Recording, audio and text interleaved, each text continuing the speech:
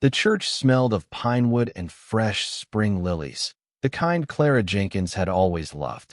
Friends and townsfolk filled the pews, whispering excitedly as sunlight poured through the stained glass windows and painted the aisle in soft blues and golds. It should have been the happiest day of her life. A simple wedding, a quiet future, a man she thought she knew. Clara stood behind the worn oak doors, her hands trembling as she held her bouquet of white wildflowers. Under her corseted dress, her heart beat faster with every passing second. Not from nerves, but from hope. Hope that after everything she'd lost, she was finally gaining a family of her own. And then the whispers began, not from the crowd, but from outside the church walls. Sharp, urgent, panicked. Clara turned toward the small window beside her dressing room. Through it, she caught a glimpse of her groom, Thomas Avery, running. Not toward the church, not toward her, but away. His boots kicked dust as he sprinted down the road, throwing glances over his shoulder as if the very devil himself chased him. Two of his cousins yelled after him, but he didn't stop, didn't look back, didn't hesitate. Clara's breath caught. One hand went to her belly, the belly she'd kept hidden beneath layers of fabric. The secret she planned to share with him tonight. Their child. A baby she had prayed would be the start of something new, something gentle. Behind her, the whispering inside the church stopped. Silence spread like spilled ink. Then came the slam of the side doors bursting open. "Thomas is gone," someone shouted. He ran. The bridesmaids gasped. A woman fainted. Someone muttered. Knew he'd leave when he found out. Clara shut her eyes. She hadn't told anyone except the doctor. She hadn't told Thomas. So how could he possibly know? Her knees buckled, and she caught the edge of the table to keep from falling. Shame washed over her, followed by a loneliness so deep she feared it might swallow her whole. Before she could gather herself, the main doors creaked open, slow, heavy. Boots stepped inside. Not hurried, not panicked. Steady, purposeful. She lifted her gaze, and there he stood. Luke Carson, the best man. A widowed cowboy with 3 children who sat quietly in the second row, waiting for a new mother they didn't know they needed. Luke's broad shoulders filled the doorway. His hat rested respectfully against his chest. His eyes, warm, steady, impossibly patient, found hers immediately. And he didn't look away, not for a heartbeat. He took in her trembling hands, her pale face, her struggle to stay standing. Then he did something no one expected. He walked down the aisle, straight toward her. The pastor called after him. The crowd murmured. But Luke never slowed. He reached the steps leading to her room and held out a hand, his voice low, gentle, unshaken. "Miss Clara, you don't stand alone today. Not anymore." Her vision blurred. He left. "I know," Luke said softly. I watched him run. A tear slipped down her cheek. He stepped closer. Then in the quietest tone, meant only for her, he said, "If you'll have me, I'll stand in his place." The church gasped. Someone dropped their hymn book. Clara stared at him, stunned, unable to take a single breath. Because in that moment, she saw something in Luke's eyes. Not pity, not obligation, but protection, and something dangerously close to devotion. The widowed cowboy wasn't rescuing her out of duty. He was choosing her. And as she whispers his name, not yet knowing the storm this choice will unleash across every ranch, every family, and every secret buried in their town. Every pair of eyes inside the wooden chapel locked onto Clara and the cowboy standing before her. The whispers rose like wind in dry grass, swirling through the aisles. Luke Carson. He can't be serious. She's expecting another man's child. He has 3 kids of his own. What is he thinking? Luke heard every word and ignored every one of them. His attention stayed fixed on Clara, whose knees still trembled beneath her wedding gown. Why would you do this?" Clara whispered, clutching her bouquet to keep her hands from shaking. "Luke, you barely know me." Luke lifted his head, his jaw tightening, not in anger, but in resolve. "I know enough," he said quietly. Enough to see you deserve better than being left at a church door like unwanted baggage. Clara swallowed hard, her throat aching as she fought back fresh tears. You don't owe me anything, she said. You've got a ranch. You've got your own family, 3 little ones. Luke stepped closer. And they've needed a woman's kindness for a long time now, he replied. Not someone to replace their mother, but someone who knows how to hold gentleness without breaking. She felt the weight of those words in her bones. Gentleness, something she had rarely been given.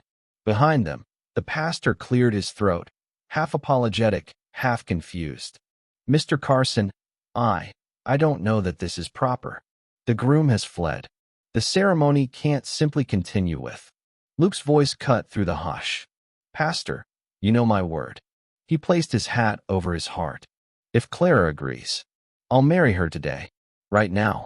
Gasps rippled through the church like thunder. Clara's breath caught in her chest. Her fingers tightened around her bouquet. She glanced toward the pews, where Luke's children, Jacob, Matthew, and little Rosie, sat wide-eyed. Rosie, with her braided hair and missing front tooth, gave Clara the shyest little smile. Clara's heart twisted. That tiny smile felt like a quiet plea. Please don't walk away from us too. The pastor adjusted his spectacles. Clara, my dear, this is your decision. Her decision. Her future. Her child's future. The reality crashed over her, icy and suffocating. Thomas had run, not for fear of marriage, but out of fear of the truth growing inside her. Luke seemed to sense her spiraling thoughts. He stepped close enough that she could feel the warmth coming off him in steady waves. His voice dropped low, meant only for her ears. Clara, he murmured, I'm not trying to be your rescue. I'm offering steadiness, a home, a family that won't run from you. Her lips parted in a soft, shaky exhale. He lifted a hand but stopped before touching her, waiting, asking silently. Let me stand in his place, Luke said, not as a favor, as a choice. Her pulse hammered. No man had ever asked her what she wanted. Not her father, not her groom, not anyone. Slowly, Clara looked around the church, at the faces judging her, pitying her, waiting for her to collapse. Then she looked back at Luke, at the man who offered not escape, but a place to belong. Her voice trembled when it finally came. Luke Carson, she whispered, if you truly mean it, then yes. A collective gasp burst through the chapel. Luke's shoulders relaxed, the faintest smile touching his lips. Not triumphant, not eager, but grateful. The pastor sputtered, adjusting his book. Well then, I suppose, if you both are certain, we can proceed. Luke offered Clara his arm. She hesitated only one heartbeat before slipping her hand through it. And for the first time that morning, she didn't feel like she was falling. She felt held. They took the first step toward the altar together. But what neither of them knew was that Thomas Avery, the runaway groom, hadn't left town. He was hiding behind the church's side wall, watching it all unfold, and vowing that no man, not even Luke Carson, would walk away with his bride. The ceremony was short, not rushed, just simple. Luke stood tall beside Clara, his voice steady as the pastor guided them through vows that neither had expected to speak that day. Clara's hands trembled in Luke's grip, not from fear anymore, but from the weight of everything turning in her life within a single hour. The moment the pastor closed his book and declared, "You may kiss your bride," Luke didn't rush. He didn't grab her. He didn't claim her. Instead, he lowered his head and brushed the gentlest kiss to her forehead, warm, respectful, grounding. A soft murmur swept through the pews. Even those who had whispered harshly before now sat silent, moved in spite of themselves. Luke escorted Clara down the aisle, one arm tucked protectively around her. His 3 children jumped up from the bench as soon as they reached them. Jacob, the oldest, gave a stiff nod. Matthew's eyes lit with shy curiosity. Rosie tugged at Clara's dress with nervous excitement. Clara knelt, so she and Rosie were eye to eye. "Hi," she whispered. Rosie bounced once. "Hi." Daddy said we're going to have a lady in the house who smells like flowers. Clara blinked. Her throat tightened. Luke cleared his throat, embarrassed. Rosie's sweetheart. But Clara smiled gently, brushing Rosie's cheek. That sounds lovely to me. Rosie grinned wide, revealing the gap where her front tooth had been. The moment was soft, tender, and it lasted only seconds. Because on the far edge of the churchyard, behind a cluster of juniper shrubs, someone stood watching. Thomas Avery, the man who had walked out on Clara, the man who had sworn he wanted no part in raising her unborn child. His face twisted with something darker than regret and sharper than jealousy. Luke didn't notice him yet, but the pastor did, catching the figure briefly over the bride's shoulder. "Luke," he murmured quietly as he approached, "take your new wife home. There's trouble brewing." Luke's jaw tightened. "Thomas."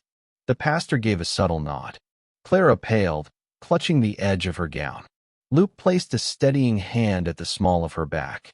"You're safe," he told her softly. "He's got no claim over you now."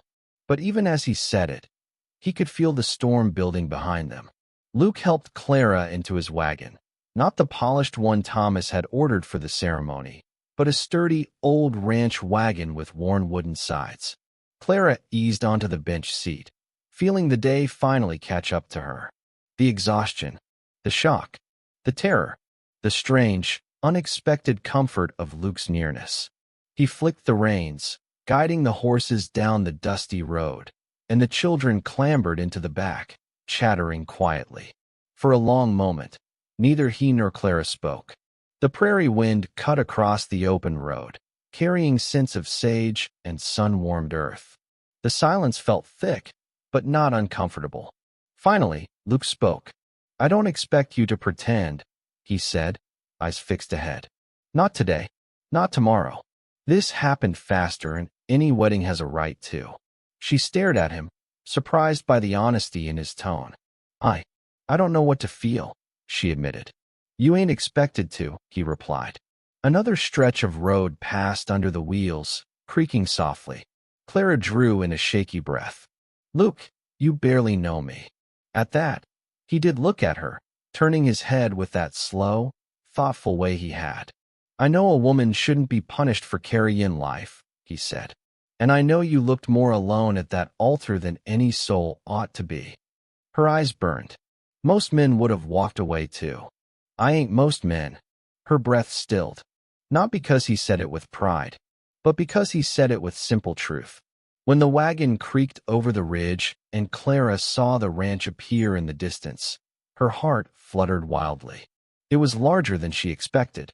Wide fields, a big barn with a painted roof, a house with smoke curling softly from the chimney, goats wandering near the fence, a swing hanging from an oak tree. It didn't look like a place meant for broken things. It looked like a place meant for families. Luke stopped the horses. "Clara," he said quietly, "this is home. For you. For your child.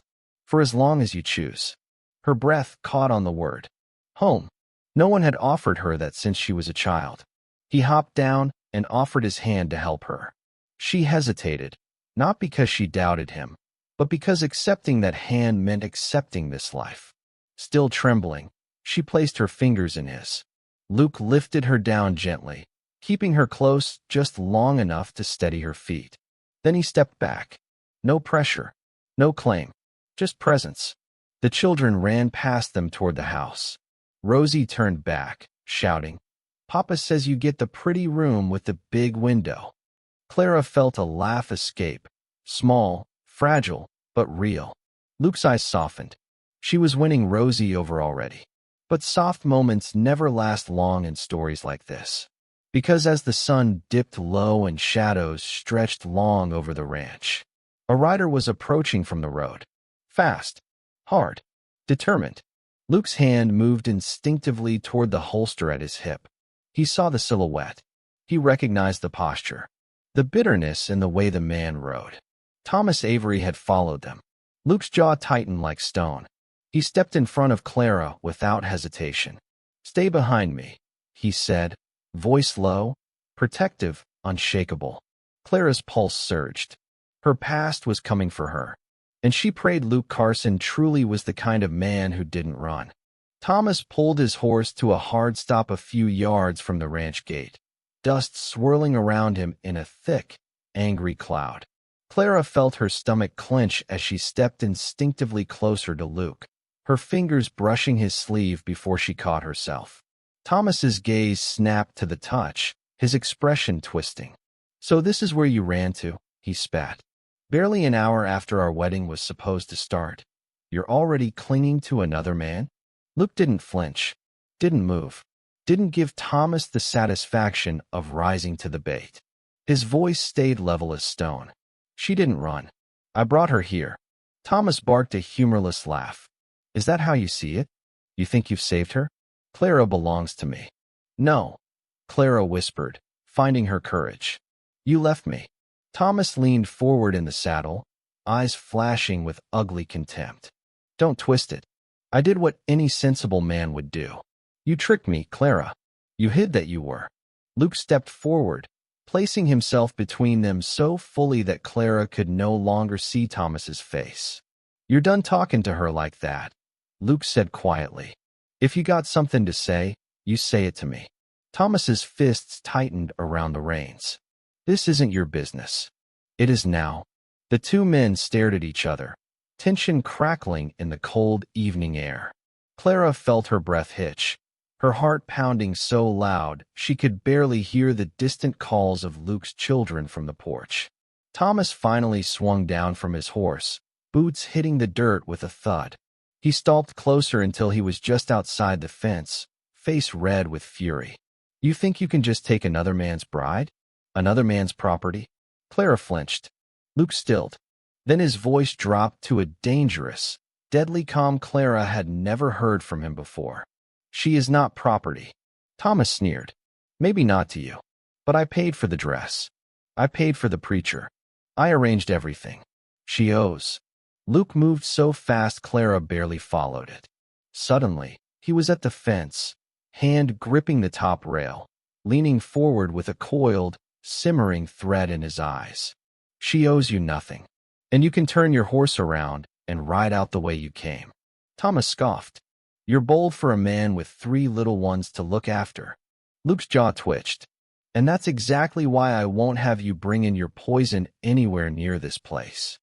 Thomas took another step, now close enough that Clara could see the dust streaked across his boots. "She's carrying another man's child," he hissed. "You really want to raise it? You really think that makes her fit to be a wife?" Clara felt the words cut like knives. Shame rose in her throat, thick and burning. But Luke didn't hesitate. "That child has more claim to me than you do," he said. "Because I won't ever walk away." The world seemed to hold its breath. Thomas's face contorted, jaw working furiously. For a moment, Clara feared he might reach for the gun at his hip. Instead, he unleashed a bitter laugh and spat into the dirt. "You'll regret this," he growled. "Both of you." He swung back onto his horse and yanked the reins so sharply the animal reared. He glared down at Clara one last time, venom dripping from every word. "You made your choice. I hope you choke on it." He wheeled the horse around and thundered back down the road, disappearing into a rising storm of dust. Silence settled heavy over the ranch yard. Luke didn't move until the sound of hooves faded completely. Only then did he turn, his eyes immediately searching Clara's face, his voice softening. "You all right?" She nodded, but her lips trembled. I didn't think he'd follow me. I didn't think he'd." Luke stepped closer, not touching her, but close enough she could feel the heat radiating from him. "He's done," Luke assured her. "He got his say. It won't happen again." But Clara wasn't naive. She'd seen the hate in Thomas's eyes, the kind that didn't vanish with one confrontation. Still, standing in the orange glow of the setting sun, with the ranch behind her and Luke in front of her, something inside her shifted. For the first time in years, she felt defended. Not controlled, not judged, defended. Luke lifted his chin toward the porch. "Come on. The kids are waiting. And you look like you need a warm dinner." She tried to smile. It shook, but it came. "Luke, thank you." The way he looked at her then, equal parts gentle, steady, and fierce, nearly unraveled her completely. "Clara," he said softly, "you don't need to thank me. Not for protecting what's mine to protect." Her breath caught.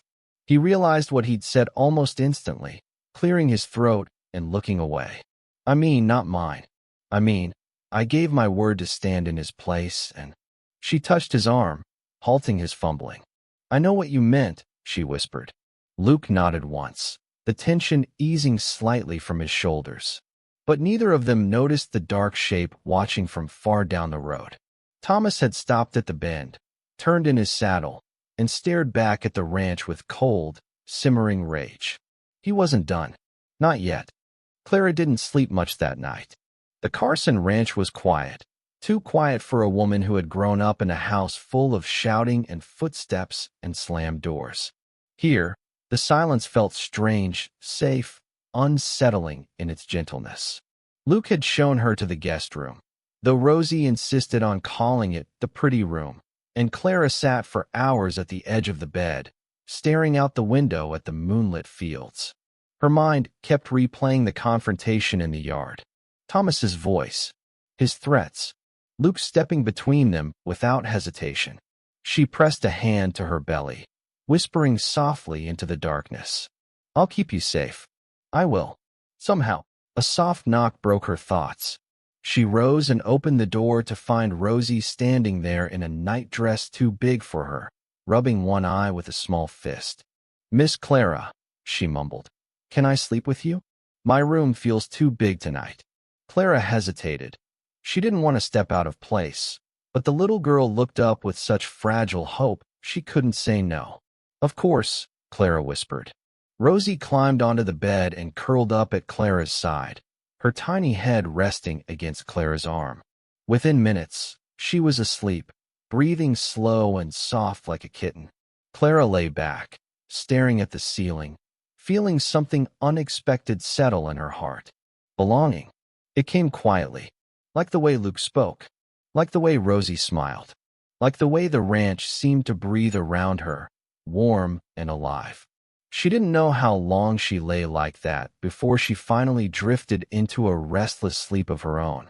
Morning came with the smell of bacon and fresh biscuits drifting through the house. Rosie woke first, stretching like a cat before announcing, "Daddy's cooking." "That means the biscuits will be too crunchy." Clara laughed, actually laughed, and followed her downstairs. Luke stood at the stove, large shoulders hunched slightly as he wrestled with a pan that was clearly winning. When he turned and saw them, an embarrassed smile tugged at his mouth. "Mornin'. I, tried my hand at breakfast." Matthew leaned over and whispered loudly to Clara, "He tries every day. It don't get better." "Go sit," Luke muttered, swatting playfully at him, "or I'll make you finish cooking." The house felt bright, alive, full. Clara found herself soaking up every detail. The warmth of the hearth, the clatter of dishes, the way the children bickered without malice. She'd never had mornings like this. Not once in her life. Luke set a plate in front of her and sat across from her, rubbing the back of his neck. "Kids are making you feel welcome, I hope?" Clara nodded. "More welcome than I expected." "And you?" he asked quietly. "How are you settling in?" Her eyes lowered. "I'm trying. It's all new." Luke didn't press. He didn't rush her. "That's all right. New don't have to be bad." Before she could respond, the kitchen door rattled. Hard. Luke froze. Matthew set down his fork. Jacob straightened in his chair. Rosie grabbed Clara's arm. A second knock came, slow, heavy, deliberate.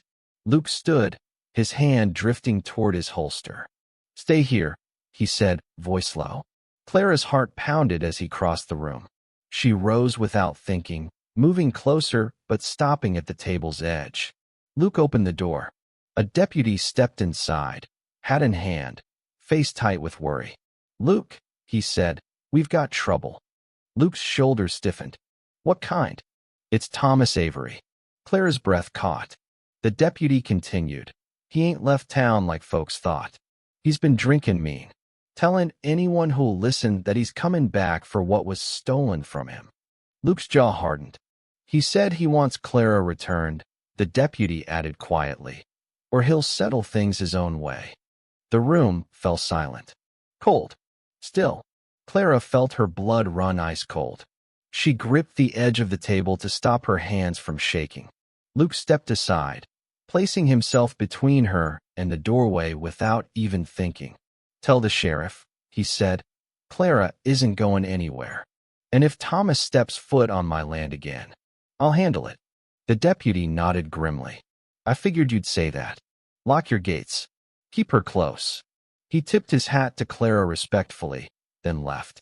Luke closed the door and turned to her. His expression softened instantly.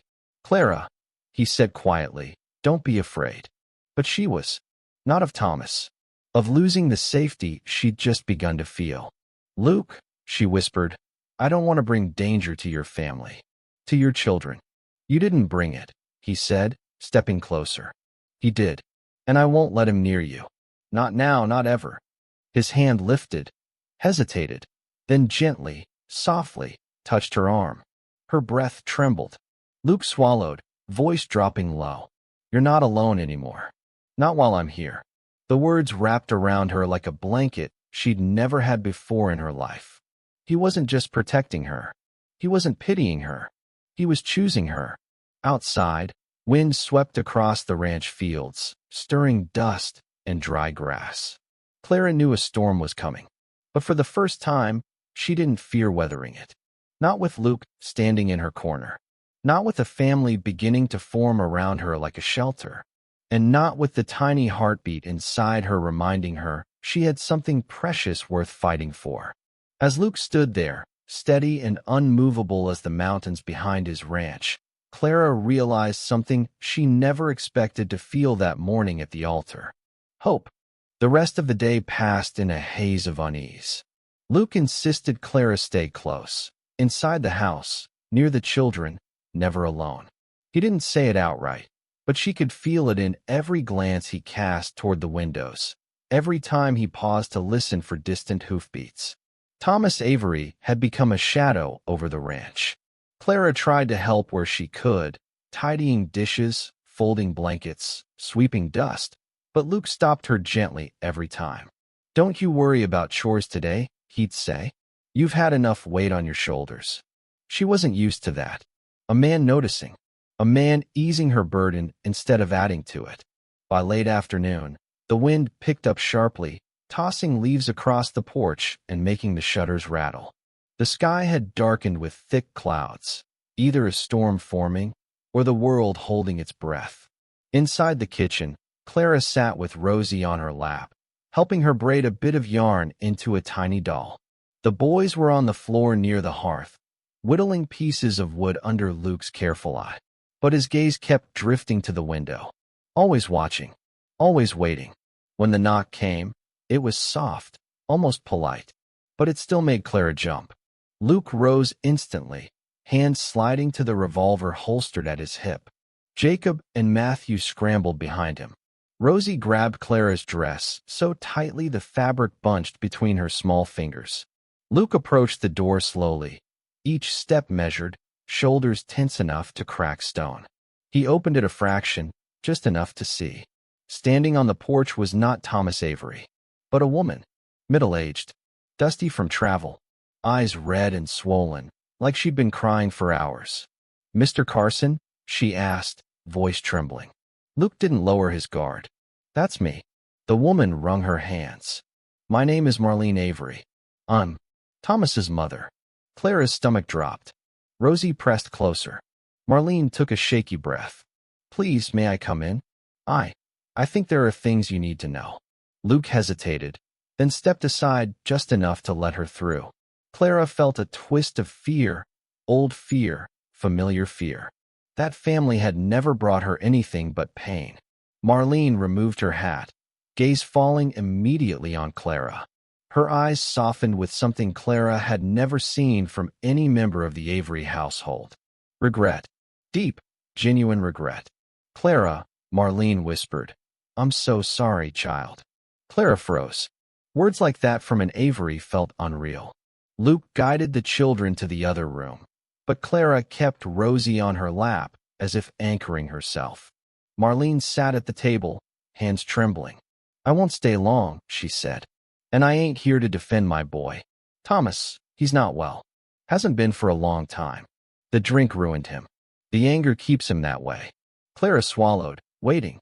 Marlene looked at her with pleading, aching eyes. "He's been saying terrible things. Telling folks you deceived him. That you tricked him into courting you. That the child ain't." Clara's voice cracked. "I never lied. I never tricked anyone." "I know," Marlene said softly. "I know, Clara. You were always a good girl. My Thomas, he ain't right in the head anymore. And when he's been drinking, he thinks everyone is against him." Luke stood behind Clara, solid and still. A shield. Marlene wiped her eyes. "I came to warn you. Thomas left town early this morning with a rifle and a sick mind full of revenge. He said he's going to claim what's his. And I'm terrified of what he might do, especially with a weapon in his hand." Clara's blood turned to ice. Her fingers curled protectively around her belly. Luke's jaw clenched, his voice low and deadly calm. "Did he say where he was headed?" Marlene nodded shakily. "He said he was coming here. Said no man steals his bride and gets to keep breathing." Clara's breath hitched. Rosie whimpered and buried her face in Clara's chest. Luke moved closer, resting one hand gently on Clara's shoulder. His touch was firm, reassuring. "He won't get past the gate," he said quietly. "I'll make damn certain of that." But Marlene looked up, fear shining in every line on her face. "You don't understand. Thomas isn't thinking like a normal man. He's desperate. And desperate men, they don't come through the front gate." Her words dropped into the room like a stone. Luke stiffened. Clara's heartbeat turned wild. Marlene looked between them, pleading. "He's dangerous, Luke. I came to beg you. Keep Clara inside. Keep your children safe. And whatever you do, don't let him catch you off guard." A deep rumble of thunder rolled across the sky, shaking the windows.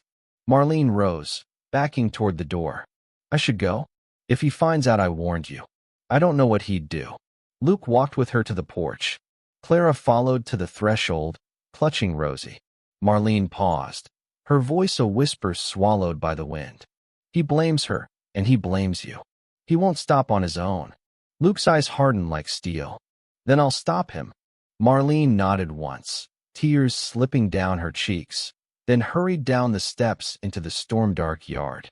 Clara watched her disappear into the rising wind. Luke closed the door behind her and turned to Clara. He didn't raise his voice. He didn't frown. He didn't show fear. But his words carried the weight of a man preparing for a storm that could break a family. "Clara," he said softly, "I need you to stay close. And whatever happens tonight, you stay behind me." Her voice quivered. "Luke, he won't really try to." "Yes," Luke said quietly. "He will." Another crack of thunder split the sky. The storm was coming. And somewhere out there in the darkness, Thomas Avery was coming with it. The judge's final words were still echoing in Emily's mind when the doors of the courthouse opened and they stepped out into the pale afternoon sun. The world felt changed, lighter, safer, yet she still walked as if afraid the ground might give way beneath her feet. Luke stayed close without smothering, offering his arm, which she took because she wanted to, not because she needed holding up. Down the steps, people who had witnessed the short hearing whispered behind their hands. Not judgment, astonishment. Perhaps they expected scandal, maybe drama. Instead, they saw a cowboy who stood up when another man ran, and a pregnant woman who walked with quiet dignity and the courage of someone trying to rebuild her broken world. Luke opened the carriage door for her. "You doing all right?" Emily eased onto the seat, smoothing her dress over her stomach. "I don't know what I'm supposed to feel." He climbed in beside her. "You don't gotta feel anything yet. Just breathe." She tried. The breath caught halfway, but didn't break her. "I thought I would cry, or shake, or something. But I just feel blank." "That's what happens when life knocks you too many times in a row," Luke said gently. "Your heart protects itself till it knows it's safe." Emily looked at him, really looked. Sunlight caught the faint stubble on his jaw, the line of tiredness under his eyes, the quiet steadiness he carried like it was just part of him. With you, I do feel safe. And that scares me. He didn't flinch. Trust takes time. I ain't expecting something you can't give. The carriage started rolling, the steady clatter of hooves filling the silence between them. She rested her hand on her stomach, rubbing gently when the baby shifted. Luke's eyes followed the movement, warm and soft. You all right? He asked. He's moving, she whispered. Maybe he feels something different today.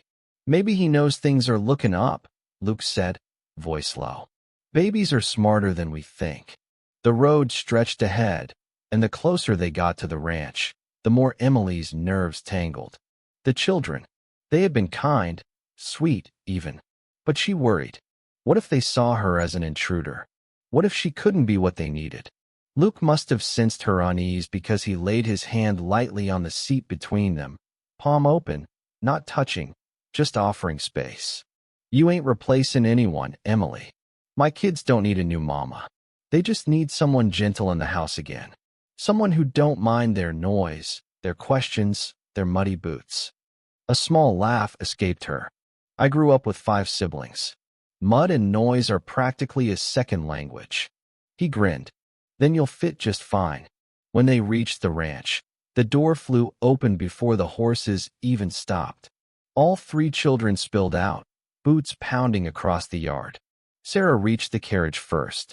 Pa, Miss Emily, she shouted. Did everything go all right? Is she staying? Luke stepped down and held out his hand to help Emily. Easy now, he said to the kids. Give her a little room. But Emily shook her head with a soft smile. It's all right. Sarah grabbed her hand, excitement bubbling over. We cleaned the house. Tommy even tried to wash the dishes, but he broke a cup. Pa didn't yell. We glued it together. Tommy grinned proudly, 2 front teeth missing. I made biscuits. Burned some, but the dog liked them. And little Jacob tugged Emily's skirt. Can you read us a story tonight? The questions hit her so fast she couldn't keep up, but something inside her loosened, a knot she hadn't even known she was carrying. Luke watched, arms crossed, amusement hidden under a layer of tenderness. They missed you, even though you've only been gone half a day. Emily felt her throat tighten. She crouched carefully so she was eye level with the boys. I'd like that. Maybe after supper. All 3 children erupted into cheers, racing back toward the house to prepare for story time. Luke stepped closer, his voice low and roughened with something he couldn't quite hide. You fit here, Emily, he said. More than you know. Her breath trembled. Luke, I'm trying not to hope for too much. He met her eyes, slow, deliberate, honest. Hope anyway. Emily looked toward the house where the children were already arguing about which book she'd read. Then she looked back at the cowboy who had stepped forward when everyone else stepped back. For the first time since the altar, she felt something warm uncurl in her chest. A future, a family, a place to breathe again. And as Luke offered his arm, she took it not because she was afraid to fall, but because she wanted to walk beside him. The house felt different that evening. Warmer, fuller, almost humming with a quiet kind of excitement. Emily moved through the kitchen feeling like she was learning the rhythm of a place she'd somehow always belonged to. The smell of stew simmering on the stove mixed with the faint scent of wood smoke drifting from the hearth. It wasn't her home, not yet, but it didn't feel foreign either. Luke set plates on the table while sneaking glances at her when he thought she wasn't looking. She caught him once, and he quickly cleared his throat and pretended to be very focused on lining up the silverware. She smiled to herself, cheeks warming in a way she wasn't ready to name. The children bustled in and out like bees around a hive. Sarah helped stir the pot. Tommy set cups. Little Jacob kept checking the bookshelf to pick the perfect story for the baby. Emily knelt to help him choose one, her hand resting unconsciously over her belly. When she looked up, Luke was watching again, but this time he didn't look away. Supper was loud, messy, and wonderful. Jacob spilled water, Tommy talked with his mouth full. Sarah teased her brothers. and the whole table filled with the kind of noise that sounded like life instead of chaos. Emily laughed, really laughed, for the first time in days, and it startled her. Luke smiled at the sound, the kind of smile that softened his entire face, as if hearing her joy eased something in him too. Afterward, she read the children a story by the fireplace. She sat on the rug while they piled pillows around her, the fire's glow dancing across their eager faces. Jacob fell asleep halfway through, curled against her knee. Tommy leaned on her shoulder by the end, his eyes drooping. Even Sarah, who tried so hard to act older than her years, rested her head against Emily's arm. Luke approached quietly, leaning against the doorway, arms crossed but features gentle. Watching them, he looked like a man seeing a dream he never thought he'd get again. When Emily reached the final line of the story, she closed the book softly so she wouldn't wake Jacob. "I haven't seen them this calm in months," Luke murmured. Emily smoothed Jacob's hair. "They just needed someone to read to them." "No," Luke said quietly. "They needed you." His words settled in the room like a warm blanket. Even though she wasn't sure she deserved them or could live up to them, she carefully shifted Jacob into Luke's arms, and he carried the boy to bed. When he came back, the other two were half asleep, and between the two of them, they guided the children to their rooms. When the house finally fell silent, the fire low and crackling, Emily stood in the parlor, unsure what to do next. Luke returned, rubbing the back of his neck awkwardly. "You tired?" he asked. "A little," she admitted. "Today feels like 3 days in one." "You handled it better than most would have." She looked down, rubbing her arms as if unsure of her place. "I don't want to overstep. Or make you think I'm replacing anyone." "You aren't," he said softly. "And no one's a skin you two." She hesitated, then lifted her gaze. "Luke, I don't know how to exist in a place where people are actually kind."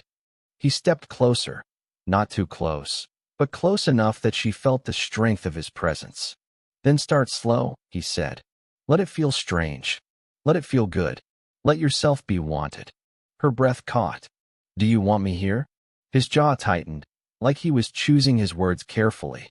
"Emily, when I saw you standing alone at that altar, crying but still trying to hold yourself together, something in me, something I thought died with my wife, woke up. Not in a way that disrespects her, but in a way that tells me I ain't meant to walk the rest of this life alone." Her eyes glistened, tears threatening but not falling. "I don't know if my heart has room for anything new. Not yet. I ain't a skin for anything new," he murmured. "Just to skin you to stay, to heal, to breathe. With us." Silence lingered between them, soft and vulnerable. "I can do that," she whispered. "I can try." Luke nodded once, slow, as though relieved but afraid to show it. "Your room's ready upstairs. If you need anything, I'll be right across the hall."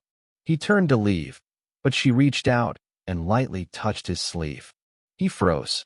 "Thank you," she said. "For today. For everything." He swallowed, blinking slowly, and his voice was rough when he answered.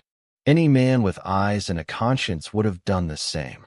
But they both knew that wasn't true. He stepped back, letting her go first up the stairs. And as she reached the top, she realized something she hadn't felt in a very long time. She wasn't alone. And maybe, just maybe, she didn't have to be afraid anymore. The following morning broke calm and cool, pale sunlight spilling across the ranch like a blessing. Emily woke to the soft chirping of birds outside her window and a strange sense of peace. Strange because she had forgotten what peace felt like. She lay still for a moment, hands resting over her small belly, listening to the quiet hum of a home waking up. Downstairs, she heard muffled footsteps, children bustling, Luke giving gentle instructions, the creak of the back door swinging open as he stepped out to begin chores. It was a simple sound, but something about it grounded her. When she made her way into the kitchen, Sarah was already at the stove, stirring eggs with exaggerated seriousness. Tommy sat at the table trying to braid Jacob's hair, poorly, while the little boy tried to wriggle away. Sarah turned and immediately brightened. "Morning, Miss Emily. Daddy said you should take it easy today." Emily smiled softly. "I feel better than I have in weeks." Tommy looked up. "We're taking you on a walk later.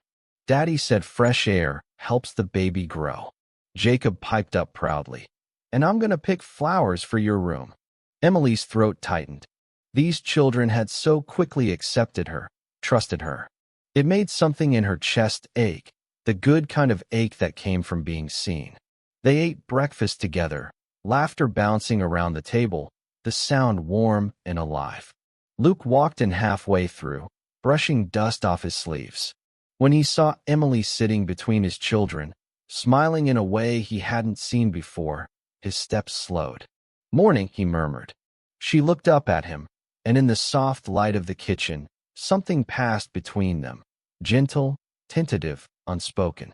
After breakfast, the children hurried outside to do their morning chores. Emily lingered to clean the dishes, but Luke stopped her with a hand lightly touching her elbow. "You don't have to do that." She shook her head. "I want to help." Luke hesitated, eyes searching hers. "There's helping, and then there's feeling like you owe your place here." "You don't." Her breath hitched. "I'm just trying not to be a burden." "You ain't," he said quietly. "Not even close." The sincerity in his voice struck her deeper than she expected. She nodded, swallowing the emotion rising up. When the dishes were done, the two of them stepped outside. The ranch stretched wide and golden beneath a gentle breeze. Emily walked slowly, taking in the vast sky, the distant mountains, the scent of wild grass. Luke kept a respectful distance, close enough to steady her if she needed it, but far enough not to crowd her. "Your home is beautiful," she said softly. "It's been empty for a long time," he replied. "Feels different now." She glanced at him. "Because I'm here?" His lips twitched, not quite a smile, but close.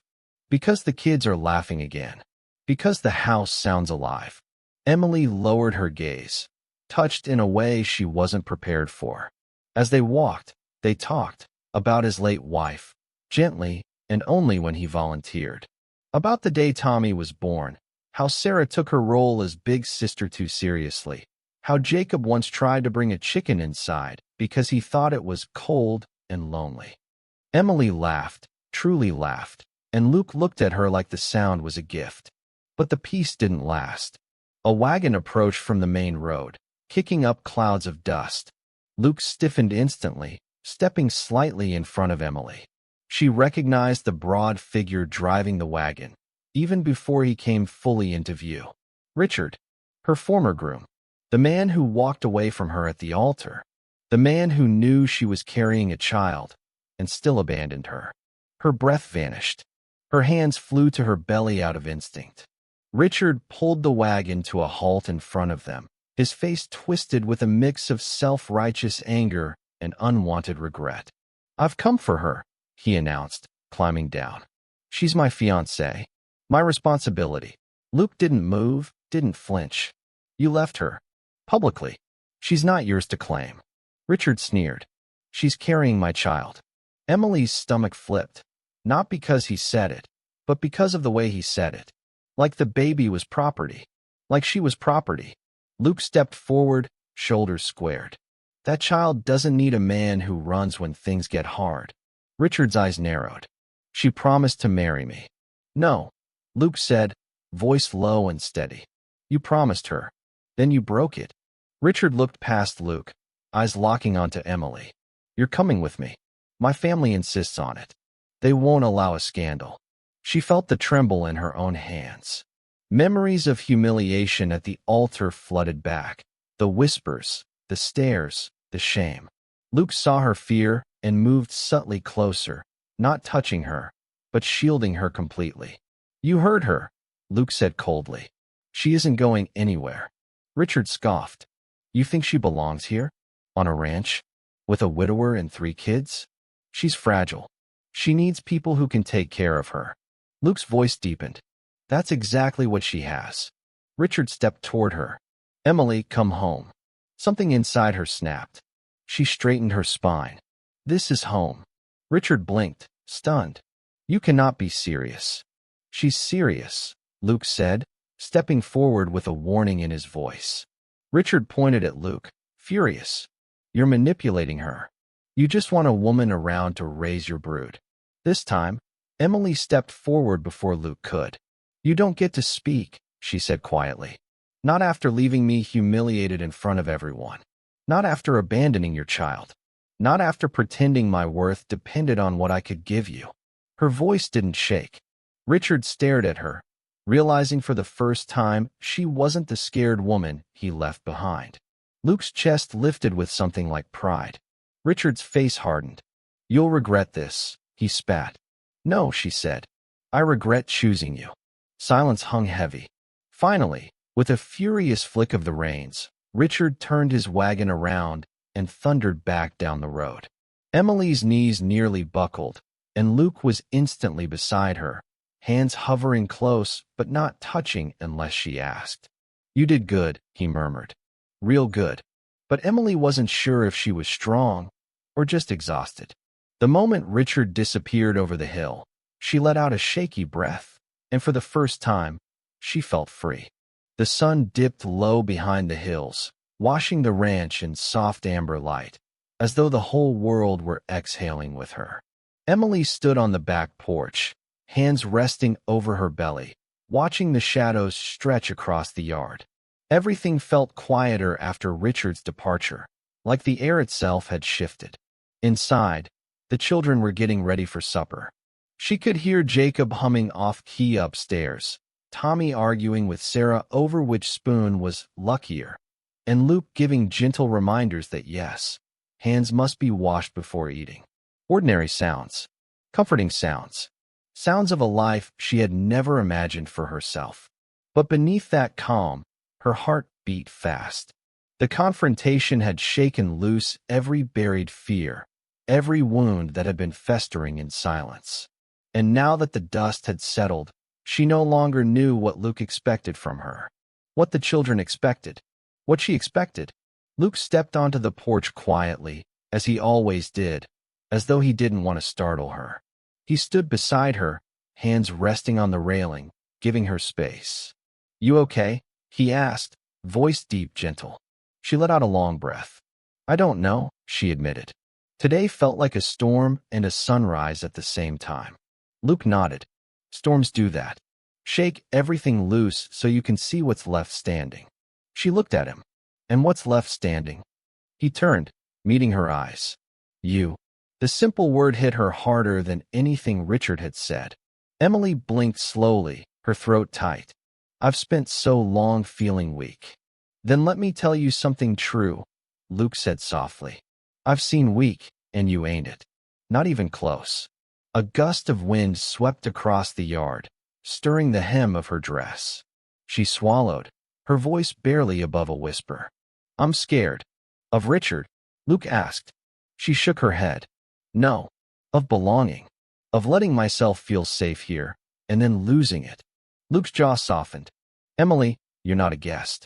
You're not temporary. But I won't rush you into being anything you're not ready to be. Healing takes its own time. Her chest tightened with gratitude, but also fear. Fear of wanting too much. Inside, the children called for them, their voices warm and expectant. Luke turned toward the door, then glanced back. Come eat with us, he said quietly. You're part of this family tonight, same as any of us. The word family landed delicately in her heart, fragile and powerful. She followed him inside. Supper was simple, stew, bread, and laughter. Jacob chattered about a worm he found the size of a snake. Sarah talked about the book she wanted Emily to read next. Tommy asked Luke if Emily would stay forever, which made Emily nearly choke on her spoon. Luke gently redirected the conversation, but she caught the flicker in his eyes, the question he wasn't asking aloud. After supper, they moved to the living room. Jacob fell asleep against Luke's chest, small fingers curled in his shirt. Sarah braided Emily's hair while Tommy tried to braid his own and created nothing but a tangled mess. Emily's heart swelled watching them, each small gesture stitching her further into their lives.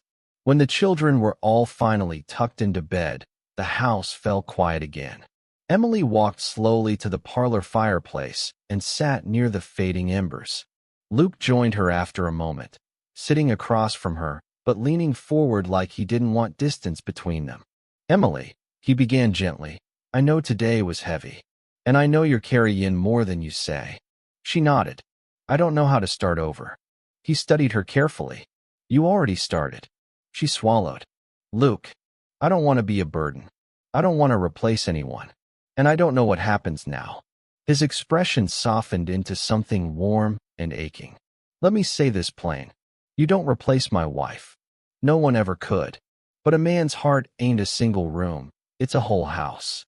When someone leaves, the room they filled stays theirs. But the rest stays open." Emily's breath caught. His voice was steady, but vulnerable in a way she hadn't heard before. "You've brought life back into this house," he continued. "Into me. Into the kids. And I don't want that to end." Her throat tightened. "Luke." He leaned forward, elbows resting on his knees. "I'm not asking for promises," he said. "Not asking you to love me back. Not yet. I'm just telling you that if you stay, we'll walk whatever road comes next together. Slow, gentle, as long as it takes." Emily felt tears rise, soft, warm, unexpected. "And the baby?" He smiled, a real smile, small and full of quiet certainty. "I already love that child," he said, "and I'll raise him or her like my own, no matter what." A tear slipped down her cheek. "Why?" she whispered. "Because you deserve someone who stands in the place where others run." His voice deepened. "Because your child deserves someone who doesn't quit. And because, Emily, I want you here. Not out of pity, not out of obligation, but because this house feels right with you in it." Silence wrapped around them, fragile and beautiful. Emily stood slowly, unsure of what she would do until she was already doing it. She crossed the small distance between them and reached for his hand. Luke froze, breath catching, as if her touch alone was enough to undo him.